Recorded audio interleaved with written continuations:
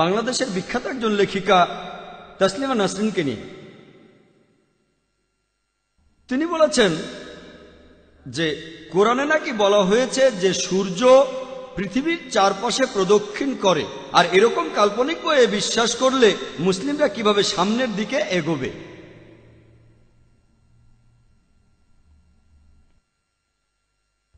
আমি সবাইকে চ্যালেঞ্জ করছি, কোরআনের কোনো একটা আয়াত দেখান যেটা বলছে যে সূর্য পৃথিবীর চারদিকে ঘুরে। কয়েক বছর আগে একটা বিতর্কেও আমি একই কথা বলেছিলাম বোম্বের জার্নালিস্টদের ইউনিয়নে।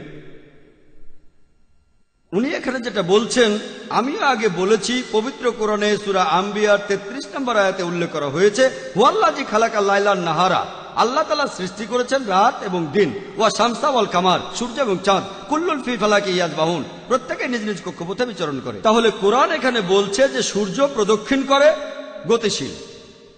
কোথাও এমন কথা বলা হয়নি যে সূর্য পৃথিবীর চারপাশে প্রদক্ষিণ করে। তিনি আসলে এভাবে বুঝেছেন, ব্যাখ্যাটা তার নিজের। এই আয়াতে পৃথিবী শব্দটা উচ্চারণ হয়নি। কোরআন বলছে সূর্য প্রদক্ষিণ করে, একথা আপনাদের আগেও বলেছি। এর পাশাপাশি সূর্য তার নিজের অক্ষের চারপাশে প্রদক্ষিণ করে। আমি স্কুলে পড়ার সময় এটা জানতাম না, এখন বিজ্ঞানও এটা প্রমাণিত।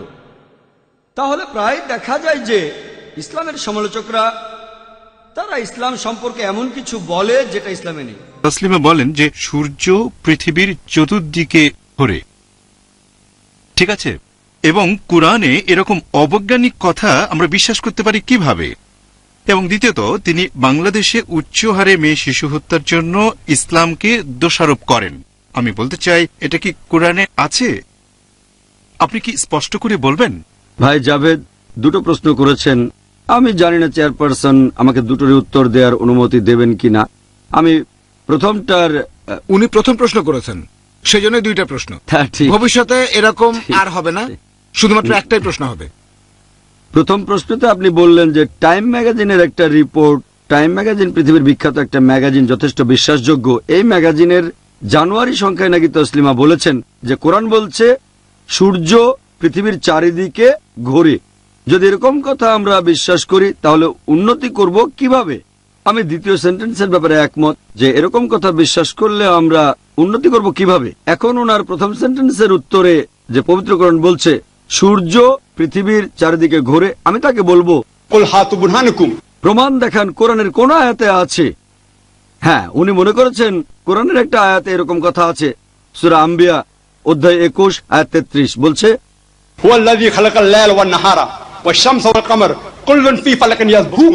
অর্থাৎ আল্লাহ সৃষ্টি করেছেন রাত এবং দিন, সূর্য এবং চন্দ্র প্রত্যেকে নিজ কক্ষপথে বিচরণ করে। একথা আবারও আছে সূরা ইয়াসিন অধ্যায় 36 আয়াত নম্বর 40, প্রত্যেকে নিজ নিজ কক্ষপথে বিচরণ করছে। তাহলে কোরআন কিন্তু বলছে না যে সূর্য পৃথিবীর চারিদিকে ঘোরে। কোরআন বলছে যে সূর্য আর চাঁদ নিজেদের কক্ষপথে বিচরণ করে। এখানে আরবি শব্দ হচ্ছে ইয়াসবাহা। এই শব্দটা এসেছে আরবি শব্দ সাবাহা থেকে। এর অর্থ চলন্ত কোনো কিছুর গতি। যদি আপনি বলেন যে একজন লোক মেঝের উপর সাবাহা করছে, তার মানে সে কিন্তু দাঁড়িয়ে নেই, তখন সে হাঁটছে অথবা দৌড়াচ্ছে। যদি বলেন একজন লোক পানিতে সাবাহা করছে, তার মানে পানিতে ভাসা নয়, এর মানে সাঁতার কাটছে সে। একইভাবে সাবাহা শব্দটা যদি ব্যবহার করেন গ্রহতারার ক্ষেত্রে, এর অর্থ নিজ অক্ষের চারপাশে বিচরণ করা। পবিত্র কোরআন বলছে সূর্য এবং চাঁদ এরা কোনো কিছুকে আবর্তন করে ঘুরছে, আবার নিজ অক্ষের চারপাশেও ঘুরছে। এই আয়াতটা নিয়ে আমিও এক সময় দ্বিধাদ্বন্দ্বের মধ্যে পড়েছিলাম, কারণ আমি আইসিএসসি পাশ করেছি 82 সালে সেন্ট পিটার স্কুল থেকে। তখন আমি জিওগ্রাফিতে পড়েছিলাম যে সূর্য নিজ অক্ষের চারপাশে ঘোরে না, সূর্য আবর্তিত হয় কিন্তু নিজ অক্ষের চারপাশে ঘোরে না। কিন্তু কোরআন বলছে সূর্য নিজ অক্ষের চারপাশে ঘুরছে। তাই চিন্তায় পড়ে গিয়েছিলাম।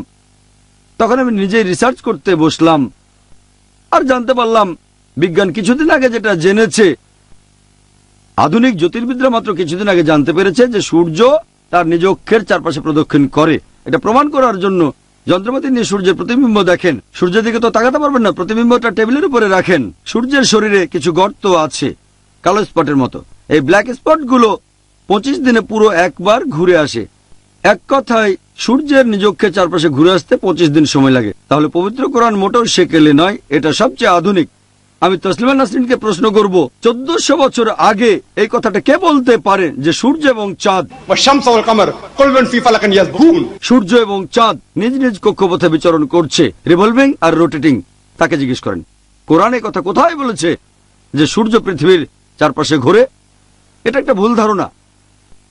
চেয়ারপারসন যেহেতু অনুমতি দিয়েছেন, দ্বিতীয় প্রশ্নটার উত্তর দেই, যেখানে অভিযোগ করা হয়েছে যে ইসলাম ধর্মের কারণে তার দেশে মানে বাংলাদেশে প্রচুর পরিমাণে মেয়ে শিশুকে হত্যা করা হয়। তসলিমার অভিযোগ। আমি তাকে বলবো যে কোরআনের মাত্র একটা আয়াত দেখান যেটা বলছে তোমার সন্তানকে হত্যা করো। বিবিসিতে একটা অনুষ্ঠান দেখিয়েছিল,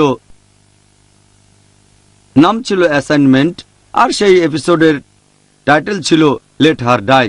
একজন ব্রিটিশ রিপোর্টার এমিলি বেকানন ইন্ডিয়ায় এসে মেয়ে শিশু হত্যার উপরে একটা সার্ভে করেছিলেন। ইন্ডিয়া এ ব্যাপারে সবার উপরে একেবারে। এই এমিলি বেকাননের রিপোর্ট অনুযায়ী প্রত্যেক দিন 3000-এরও বেশি মেয়ে ভ্রূণকে হত্যা করা হয় যখন জানা যায় যে বাচ্চাটা মেয়ে হবে। 3000-এরও বেশি আমাদের এই ইন্ডিয়ায়। এটাকে যদি 365 দিয়ে গুণ করেন, প্রতি বছর 10 লাখেরও বেশি মেয়ে ভ্রূণ হত্যা করা হয়। এই খবরটা কেন নিউজ পেপারে আসে না, হেডলাইন হয় না? এই খবরটা প্রতিদিন হেডলাইনে দেন যতদিন না মেয়ে শিশু হত্যা বন্ধ হচ্ছে। আর তামিলনাড়ুর সরকারি রিপোর্ট অনুযায়ী যতজন মেয়ে শিশু জীবিত অবস্থায় জন্ম নেয় তার 10 জনের মধ্যে 4 জনকে মেরে ফেলা হয়। প্রতি 10 জনে 4 জন। একজন ব্রিটিশ আমাদের দেশে এসে বলে গেল আমরা কি পরিমাণে মেয়ে শিশু হত্যা করি। এবার আসুন দেখি পবিত্র কোরআন মেয়ে শিশু হত্যা সম্পর্কে কি বলে। তসলিমা একটাও আয়াত দেখাতে পারবে না, একটা চ্যালেঞ্জ, একটা আয়াত তো দেখাতে পারবে না যেটা বলছে মেয়ে শিশুকে হত্যা করো। সত্যি বলতে পবিত্র কোরআনে সূরা তাকবীরে, আমি কিন্তু রেফারেন্সটা দিচ্ছি, তসলিমা নাসরিন বলছে যে কোরআন এই কথা বলছে, কোরআন ওই কথা বলছে। একজন সাধারণ মানুষ যে কখনো কোরআন পড়েনি অথবা কোরআন পড়েছে সেই কথাটা কোরআনের কোন জায়গায় খুঁজে বের করবে? তাই আমরা কথাগুলো মেনে নিই। হয়তো সত্যি কথাই বলছে, কোরআন সত্যি আছে যে সূর্য পৃথিবীর চারদিকে ঘুরে, অথবা মেনে নিচ্ছে যে ইসলাম মেয়ে শিশু হত্যা করতে বলেছে। আপনারা দেখবেন যে সূরা তাকবীর অধ্যায় 81 আয়াত 8 ও 9 আছে, বলা হয়েছে যে জীবন্ত কবর দেয়া কন্যা পুনরুত্থিত হবে আর সে জিজ্ঞেস করবে কোন অপরাধে তাকে হত্যা করা হয়েছিল। শেষ বিচারের দিনে সে জিজ্ঞেস করবে কোন অপরাধে তাকে হত্যা করা হয়েছে। তাহলে মেয়ে শিশু হত্যা করা সম্পূর্ণভাবে নিষিদ্ধ ইসলামে।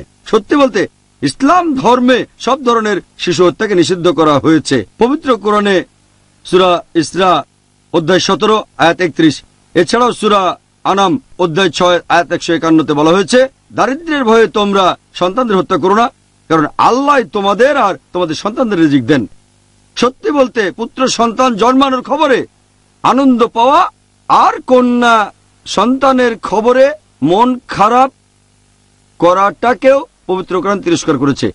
এটা সূরা নাহাল অধ্যায় 16 আয়াত 58-59 পাবেন। আশা করি উত্তরটা পেয়েছেন।